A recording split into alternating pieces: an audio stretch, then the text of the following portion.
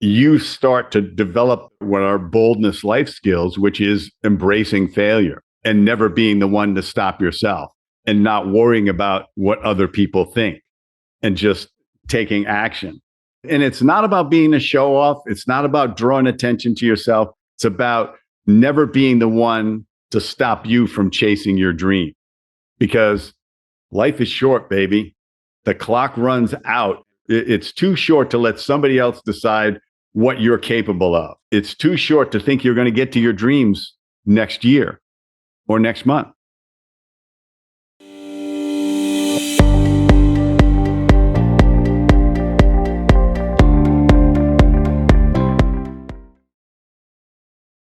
Hey everyone, it's Bill Barrett, and today's guest is Fred Joyal, who's an author, speaker, and entrepreneur.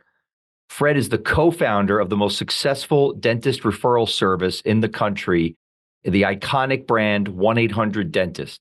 He's previously written 2 best-selling books on marketing for the dental industry, which he then followed with his latest book, Super Bold, From Underconfident to Charismatic in 90 Days, which is now a Wall Street Journal bestseller.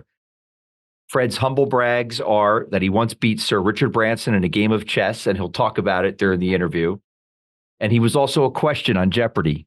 He's an avid cyclist, a below-average tennis player, and even a worse golfer, according to him. But I can tell you, a world-class entrepreneur. So now let's unravel the fingerprints on success of Fred Joyal. Fred Joyal, welcome to Fingerprints on Success. How are you doing today? Bill, I'm doing great. I'm really looking forward to this conversation. As am I. So where I would love to just start off, and maybe this is where everybody starts off with you, perhaps, is to tell us a little bit about your entrepreneurial journey that led to the founding of 1-800-DENTIST, which, of course, is an iconic brand that you develop. And I think it would be great just for people who don't know the story for you to tell the story of kind of how it came about. All right. Well, I can give you, the interesting twists and turns that led to it. As I moved to California to work for this entrepreneur, and this was in the late '70s, early '80s. And he was like the laziest entrepreneur ever. Working for him was like a reverse MBA. Which is, by the way, weird for entrepreneurs who tend to be like workaholics in their craft. So that's kind of unusual. Yeah, this guy was exhausted by noon every day. It's like, yeah, the opposite of the 80-hour-a-week entrepreneur. And I learned a lot by example. It's like, don't do any of the things that he did. And he had this one moment of brilliance that he, when 800 numbers first came out, he grabbed the digits for dentist. So he had 800 dentists, and he had it ringing to his house for years. Now, his startup failed that I was working with him on, and which was unrelated to 800 dentists as a phone number. And I found my way into the advertising business in Los Angeles because that was what I really wanted to do. That was the first job I ever had that I said, oh, I have found something that I can do happily as a career. And so I was a junior copywriter, then a copywriter. And then about the time I was starting to get anxious about the career arc in advertising, because I was watching these guys in their 50s get laid off. And at the time, they'd be making, $250,000 a year in the 80s, which was fabulous. They'd get laid off and couldn't get another job because somebody decided they had aged out of the advertising world. And so basically your career falls off a cliff in advertising. And I said, wow, I don't want to have that happen to me. And so I started freelancing as a creative director. And then the entrepreneur said, hey, I think you could turn 800-DENTIST into a business.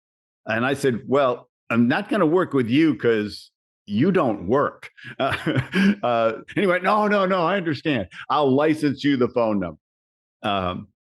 And so I was young and naive enough to and could live on nothing, all the requirements of an entrepreneur, and except the expertise.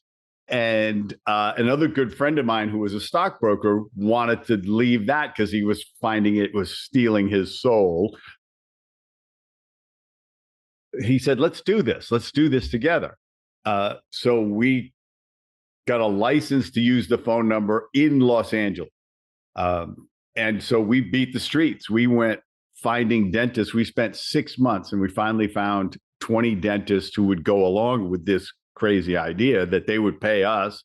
We would run radio spots and then have a little call center and distribute the leads to them. And so I wrote the radio spots, wrote and produced the radio spots. And my partner and I we eventually got enough doctors on to justify launching, got a 200 square foot office with 5 phone lines. And we got 50 phone calls on the first day that we started running radio.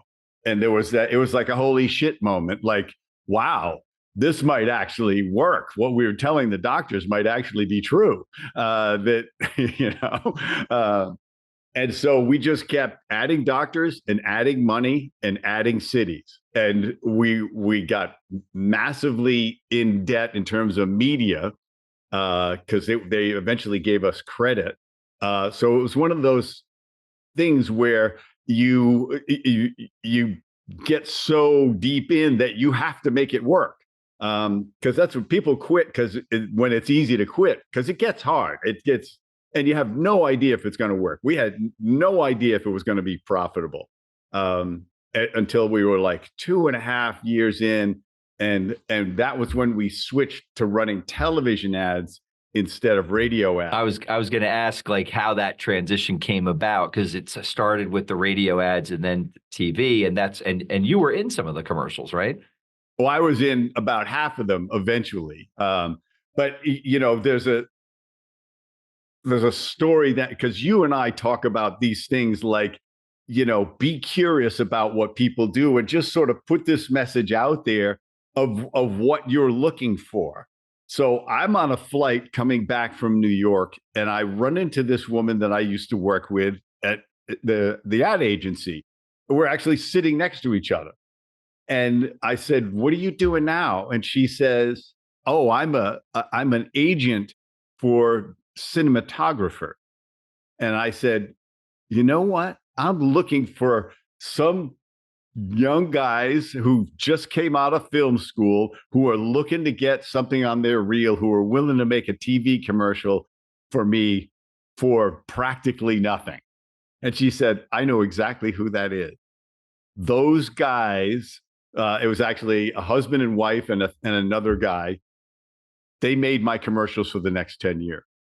But the first commercial was an absolute home run. We ran it for a year. And the business tripled in 90 days. And then it just kept growing. Then we went to New York. We went to Chicago. We started adding all of the big cities. That's when it really took off. And we got into that third year and we said, wow, we could actually pay ourselves decently. And, our income tripled from the first really good paycheck to the next year's paycheck. And, it was just an amazing experience to say, wow, I'm actually making more money than I need for the first time in my life. Of course, I couldn't live on that now. But, back then it moved so fast. It was great. And we just kept refining that brand, adding doctors, and we ran a business like we wanted a business to be. We had before we had culture as a byword in business, we created a culture. We wanted a place where we wanted to go to work every day. And the magic of it that we had no plan for is that was projected over the phone when people would call looking for a dentist. Because people have the number one thing we learned that we, again, didn't know, what problem are you solving in your business? People have as much anxiety about choosing a dentist as they do about going. And once we learned that, we went, oh, that's why this call center works so well. And we always had a really comfortable, fun call center because they projected something friendly and positive and caring over the phone. And that was the difference between success and failure, because we got a lot more people going to the dentist. Because at its peak, how many clients did you have, and how much revenue when if you took it from zero, from an idea, and how far did you take it? So the other thing is, we raised $30,000 of money from our families. That was our startup capital. At its peak, we were doing 10,000 phone calls a day coming into the call center. We had just around 4,000 clients, and we were doing 45 million a year in revenue. And it leveled off right around there. There was only so much demand and so many dentists who needed us. But it stayed at that level for many years. And eventually, Google disintermediated the business model. We watched it go on steady decline, and I sold it about 8 years ago. So we'll get into some of the things that you're up to now and talk about that. But before we do, and thanks for sharing the story, the journey of how you created and built from scratch 1-800-Dentist into an iconic brand and something that was well known throughout the country. And when you reflect on that journey and that success, do you think there were certain kind of guiding principles or philosophies that you deployed that when you reflect back and look at it, they were difference makers, where you say, it was because of that mindset or that philosophy that we were able to do this? Yeah, I mean, we had three things that we wanted. As like I said, we wanted a great place to go to work every day, and we wanted a business where everybody won, whether it was the client, which was the dentist, the other client, which was the patient looking for a dentist, our employees, and us. And so those guided us. And then we developed more core values beyond that. And integrity trumping profits, for example, is like, we just would say, look, we're not going to sacrifice what we know is the right thing just because money presents itself. And people were always doing things like that. They were saying, oh, you could save money doing this. You could cut corners doing this. Have you thought about giving the doctors just a little bit less every month and still charging them the same? Yeah, we've thought about it, but that's not what they signed on for. And so it was, there was a very powerful environment that we had, and I reflect now, and I said some of these principles developed over time. Some of them are funny, which was like the squeaky wheel gets replaced. Which is, if a client is just a pain in the ass, and they're trying to game the system by saying, oh, I didn't get enough referrals this month. And we eventually had to create systems to check to see if they actually got those referrals, and they were bored that they had a free hour, so they'd come and try to chisel us. But our employees also knew that nobody could get on the phone and start cursing them out, chewing them out, getting angry and mean and aggressive on the phone. We just kick them out. We just, we'd say, and when you protect your employees like that, they will go to the wall for you, because the customer isn't always right for you. It is not always the right customer for you. A good customer, you're going to find a way to try to make them right. But there are people that you need to fire customer to have a great business. Yeah, I often tell younger lawyers in my firm that are trying to build their businesses, and when they're dealing with a really difficult client who, similar to what you described, sometimes you run into an abusive client, I'll say to them, hey, sometimes the very best engagement is the one you did not take, because not every customer is a great customer, and then there's a concept of upgrading your customers over time too, which is interesting. But yeah, it's funny. You were in a way like culture, which is now a buzzword, right? And guide and your core values, which is another kind of like current like corporate buzzword. You guys were doing it and implementing it and building it when it wasn't, a household name or description. And it obviously made a huge impact, because I know you and I have talked. Your retention rate of the people who worked for you was pretty remarkable too. We had double the average retention rate of a call center. And we had a philosophy of growing people, because and you can do that when you get a business that's growing fast. The hardest thing is finding great employees. That's what slows you down. And so we were always looking to our own team members to see if they were ready to become a salesperson or a customer service person, or we could move them into marketing. And we had 2 floors. We had a call center on one floor, and we had all the other departments on another floor. And so the floor with the sales and marketing and customer service, there were stickers on people's doors that said, "I started in the call center." And that was very inspiring to the people in the call center, because they went, there's a ladder up here.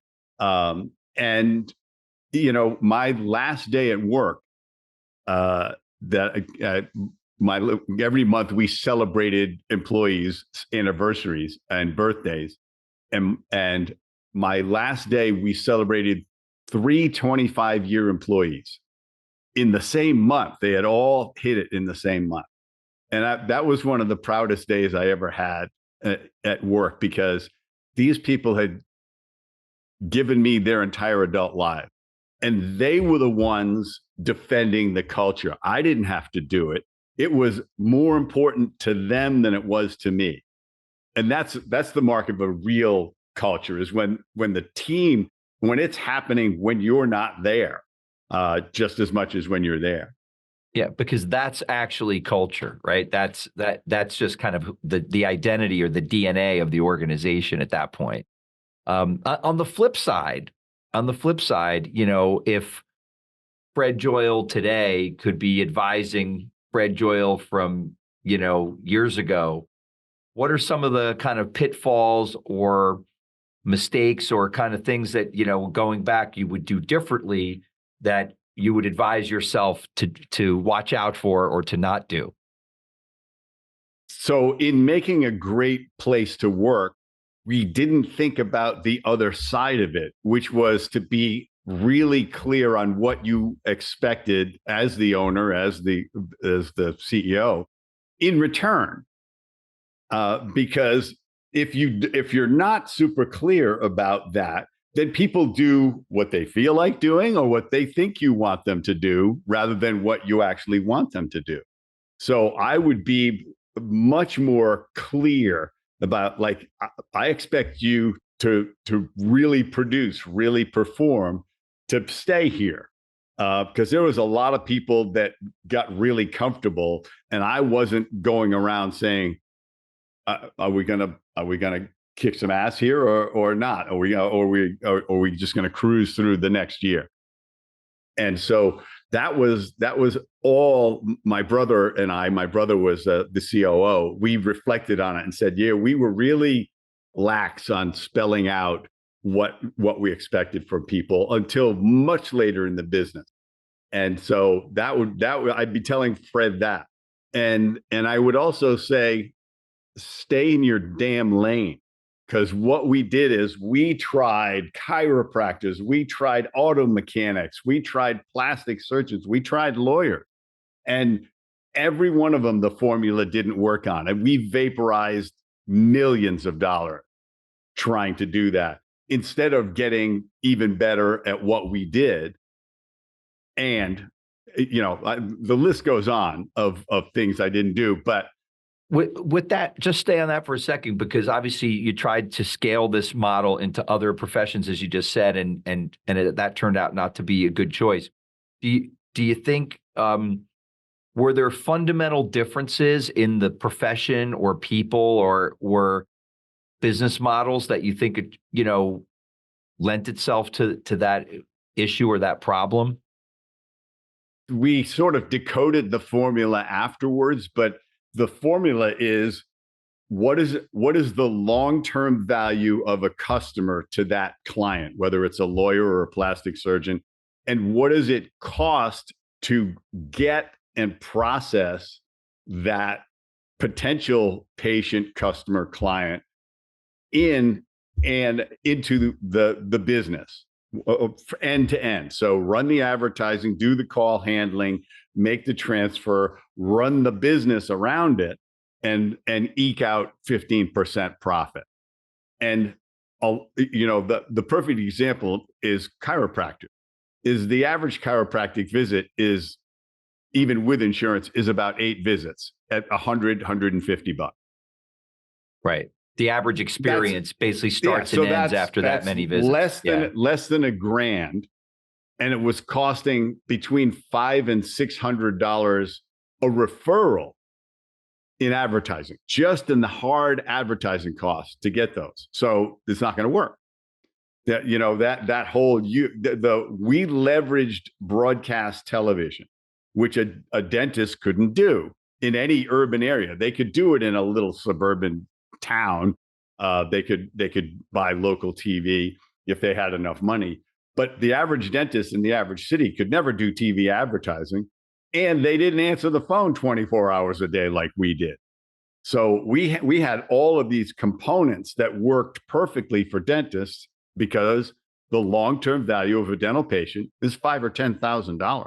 So if it costs them $300 or $400 to get a potential patient from me, that all day long, a smart dentist would say, "I'll take 10,000 of those a month." Sure. So interesting. Stay in your lane is the advice.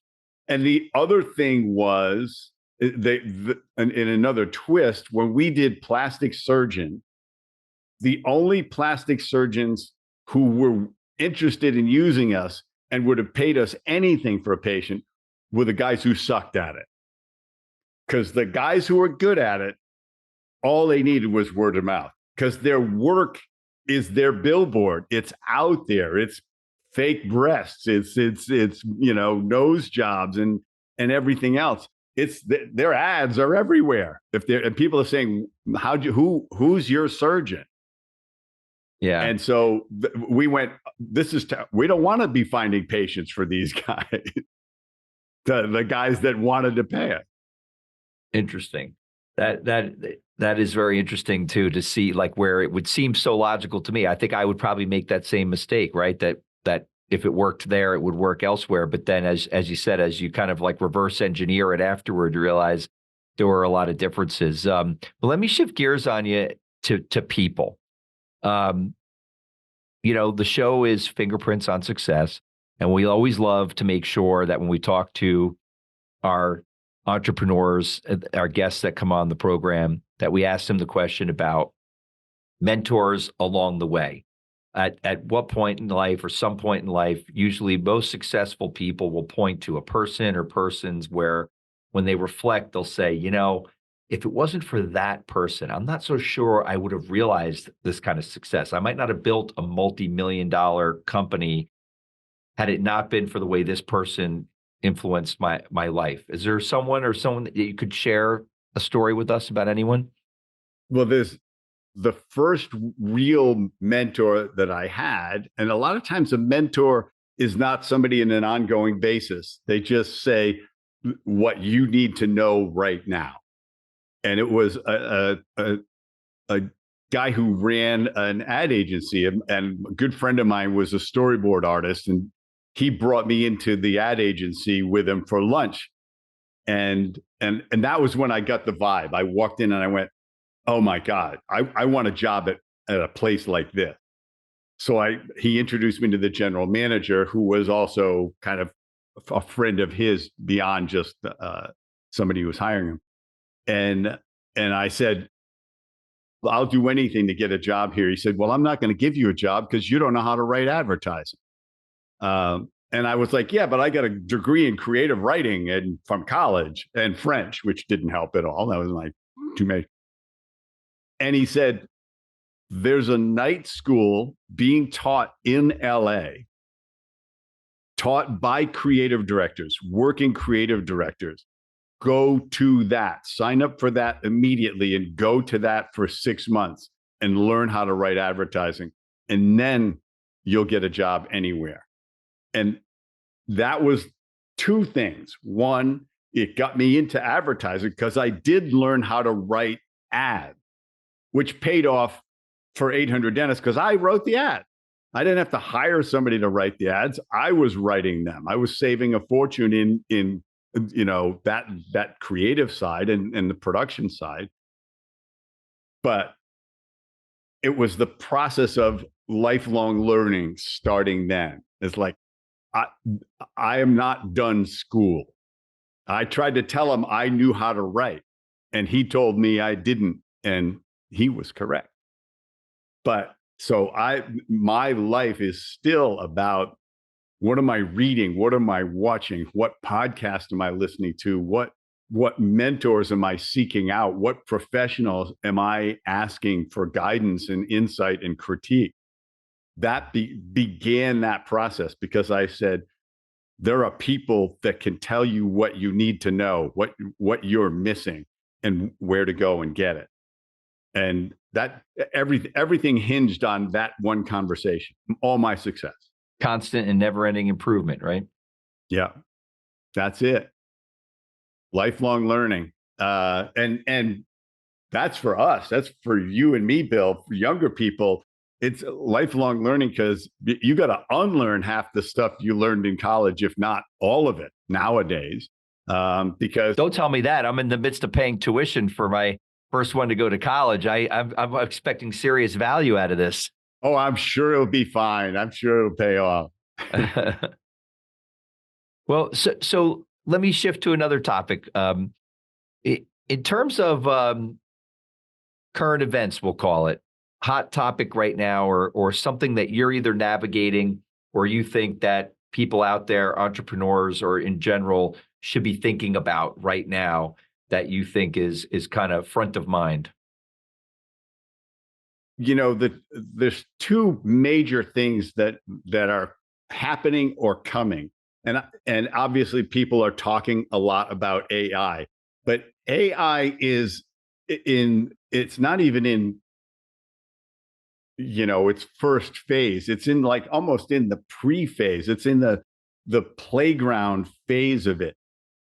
You need to understand how this is working and how it will impact the future.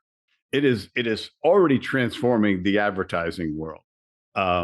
There are people who are producing videos and TV commercials for a fraction of the cost, just using the writing tools, the editing tools, the video production tools that already exist, and they are in their infancy in their capability, but it's moving so fast that this train is roaring out of the station. So if you're not finding a way to at least dabble in it, start using Chat GPT to write yourself email headlines, or just rewrite the last thing that you were going to write. Do a blog post.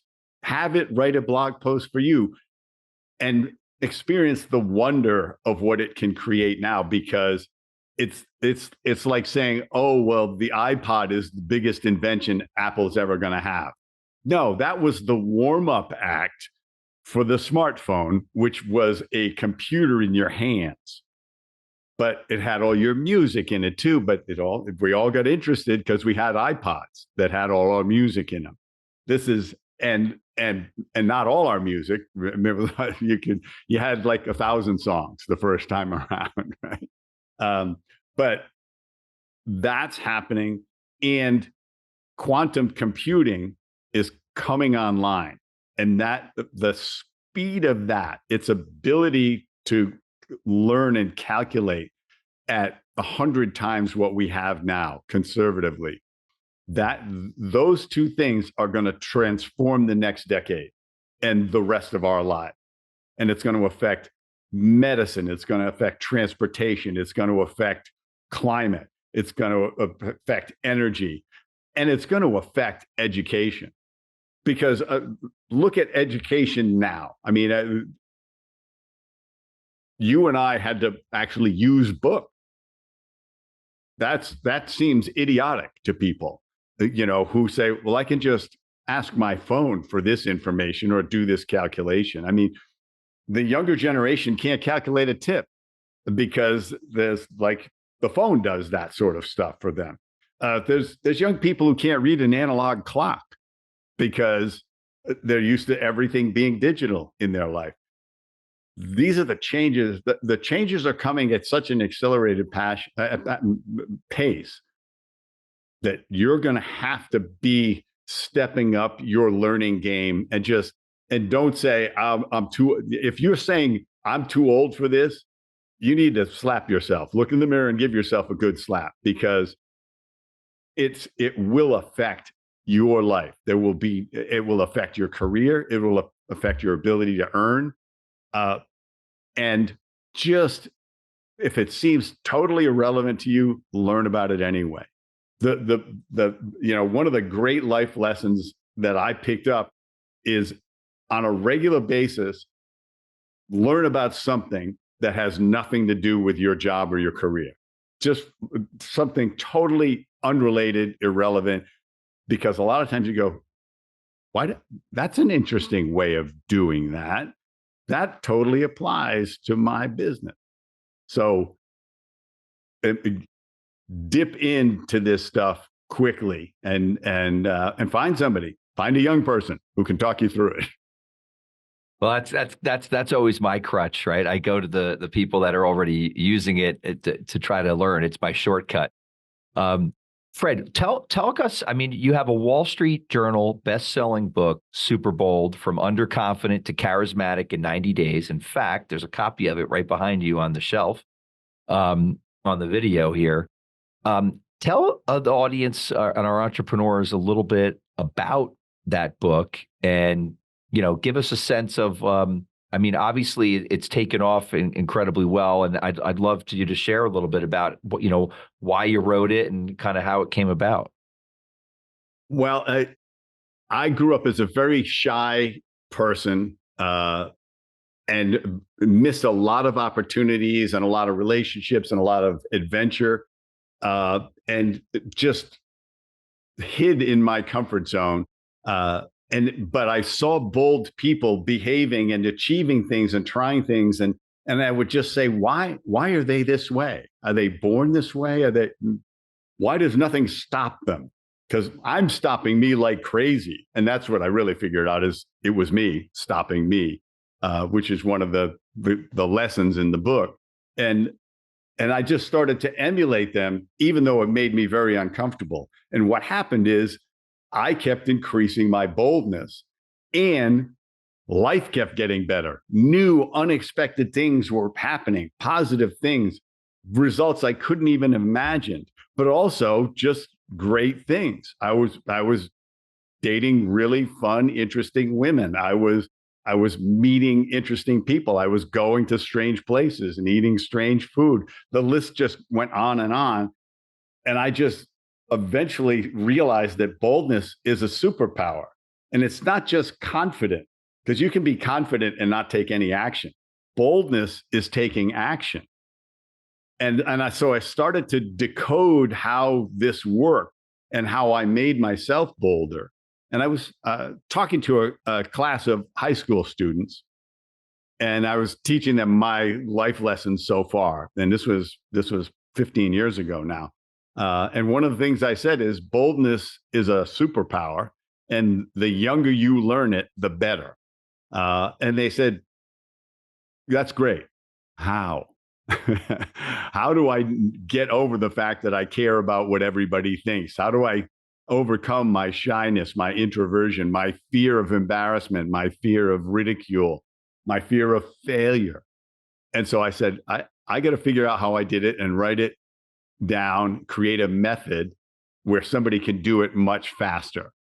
And so that's what super boldness is about, is being able to harness your boldness and build your boldness muscle on an ongoing basis so that you are bold when it matters most. Because there will be moments in your life where you will need to step up. You will need to say, I'm going for it. It may be asking that person out. It may be asking for a raise. It may be quitting your job and starting a business. It may be leaving a crappy marriage. It could be any of those things where you have to be bold. It could be saying, look, in order to get good at my career, in order to take my career to the next level, I got to start a podcast. And that's what Bill Barrett decides to do, and decides I got to get good at this. This is going to be good for me personally. It's going to be good for the business, and I'm going to be uncomfortable till I'm comfortable. And so I created a method called the Pride method in the book, which is a 5-step process of building your boldness muscle on a steady, manageable basis, but happens very quickly because the feedback loop becomes so positive so fast. You say, wow. Because a lot of people have moments of boldness that happened in their life, but they can't replicate them. They just summoned it in that moment and they went, wow, I actually stepped way out of my comfort zone and got that job, got that raise, met that guy, met that girl, whatever it was. And then you start to develop what are boldness life skills, which is embracing failure, and never being the one to stop yourself, and not worrying about what other people think, and just taking action. And it's not about being a show off. It's not about drawing attention to yourself. It's about never being the one to stop you from chasing your dream, because life is short, baby. The clock runs out, and it's too short to let somebody else decide what you're capable of. It's too short to think you're going to get to your dreams next year or next month. Well, having read the book, I recommend it to all of our listeners and our entrepreneurs out there. It's a great book, and obviously, as I mentioned before, a Wall Street Journal bestseller. It's interesting too. You made me think while you were describing it about a client of mine who had a really, I'll say, an excellent job as kind of a high level person in an existing business. Wasn't his business, but it was an existing business in New York City, and was doing very, very well, but it wasn't fulfilling. And came to me with this idea, and he's going to be a future guest on the program. And he came to me and said, yeah, check out this business plan. I'm going to open up a distillery. And I said to myself, is he nuts? And what are you going to make? Oh, I'm going to make gin. So I'm thinking, like, do you know how to make gin? Like, do you know how many gins there already are? Yeah. Well, fast forward, like, he took this bold leap, quit his job, literally had a still built, and found a commercial space, and had his whole business plan to make this artisanal product at a time when that was becoming like a very hot thing in a lot of different segments. And, fast forward, has built an unbelievably successful, nationally distributed, multiple products. And he was super bold. That was a big step. It would have been very easy just continue to make a lot of money and do well and not have to take that risk. But he took it. Another decade goes by and you don't have the willpower and you don't have the energy. And it's you think, oh, well, it's too late to get to it. First of all, it's never too late to get to get to your dream.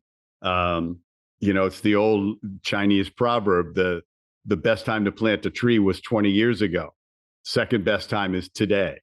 And so get to your dreams now. And that's what he did. He stepped in, and he kind of he burned the boats in the harbor there. I call it letting the door lock behind you, because that's kind of what we did in 800 Dentists. Is we had so much debt with media that, and and when you're young in business, you sign personally on everything. So we were on the lease and every other thing that we had signed personally for. So we would have had to both go personally bankrupt if the business failed. So we had to figure it out. Right. No option. Failure was not an option. Yeah. The door behind us was locked. So it's like, okay, it's only this way.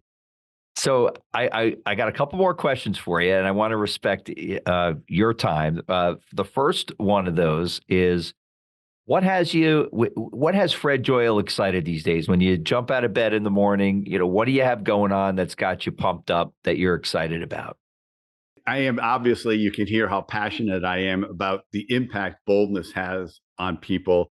And I have people who have come to me doing lectures, keynotes on Super Bold, and then subsequently read the book, and they like text me, and they'll text me pictures of, like, I walked up to this guy and just started talking to him, and the next thing you know, he and I are going to do this project together, with collectible cars, whatever the heck, it's like, people just keep coming up to me saying, this book hit me just when I needed it. I decided that, just like your friend, that I liked my job, but I was not fulfilled in my job. But what I really wanted to do was this. And as soon as I read your book, I said, I gotta start now. And they just didn't understand that anybody could be bold, that boldness is not something genetic. It is a life skill that you can develop. Some people developed it really early. Most of us had it programmed out of us. And so I love to get in front of people and just put this message out there, because I know it's going to change the trajectory of their life, and that they'll get to it so much faster. And I love high school audiences and college audiences, because, man, do I wish I knew this stuff then. That's awesome. So on that, if somebody wants to get a hold of you, Fred, to, in terms of, I know that you do programs, speaking engagements, and, major seminars, that you've done them for huge organizations, corporate America, and private institutions. What's the best way for our listeners and entrepreneurs out there to get a hold of you if they want to try to reach you? FredJoyal.com is my website. And right there on the website, you can schedule a half-hour conversation with me. We can talk about, what impact I could have on your organization.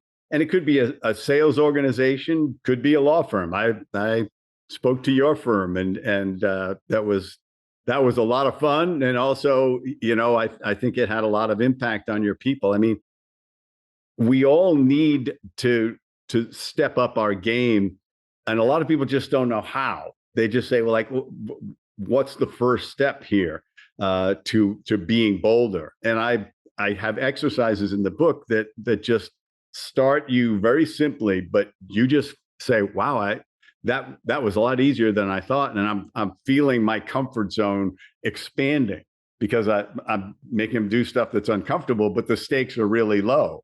Like, if you see a door that says employees only, go in. Nothing bad will happen, right? And it's like, but listen to the voice in your head going, oh my God, somebody's going to say anything, they're going to throw me out, they're going to beat me to death, whatever the heck.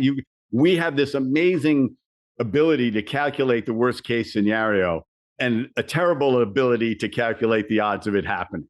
That's human nature. And so doing those things, you just go, wow, nobody stopped me. And when you realize how often and how I was trying to stop me, and it's like a harmless thing, but it's a experiential thing that says, try stuff. It doesn't have to go right. It's, the transformation happens when you start saying, I would rather try it and fail at it than never try it. I would rather fail at it than never try it, because not trying it is what gnaws at you. And what happens is people stack a lifetime of regrets with those things they should have done, they should have said, they should have tried back then. And now it's too late. Yeah. Well, like you said, life's short and you got to go after your dreams. And the entrepreneurs that are our listeners, some are well established and have taken those risks and those leaps, and others are, aspiring and, figuring it all out. So I think it's great advice and it's a great book. So Fred, we'll finish on this last one. You've done a lot. You've accomplished a lot. You continue to accomplish a lot. You've written books. I didn't ask you a question that I really wanted to ask you, which is, how did you end up playing chess against Sir Richard Branson, and did you win? Well, so he owns a couple of islands in the Virgin Islands, and he rents one of them out, Necker Island, to business people. So I was down there with a group of business people. And sometimes he's hanging around the island and sometimes he's not. Depends if his wife is around. If his wife's around, he hangs out on the other island that he owns, or he's somewhere else in the world doing stuff. So I was there and I was playing tennis on the first day and ruptured my Achilles tendon. And I talked to a surgeon and he said, well, you might as well stay there for the rest of your 5 days, because it's not going to heal. I'll fix it when you get back. Don't worry about it. So I was just sitting there watching other people play tennis, and Richard came up to me because he had heard about this, and he says that I had hurt myself. And he's okay. So let me back up and say, every once in a while you get to meet the person you admire most in the world as a business person, and that's Richard Branson for me. There is nobody I admire more than him, what he's accomplished and how he's accomplished it and how he moves through life. There isn't a day that goes by where somewhere in the world there isn't a charity event that somehow Virgin isn't somehow sponsoring or managing.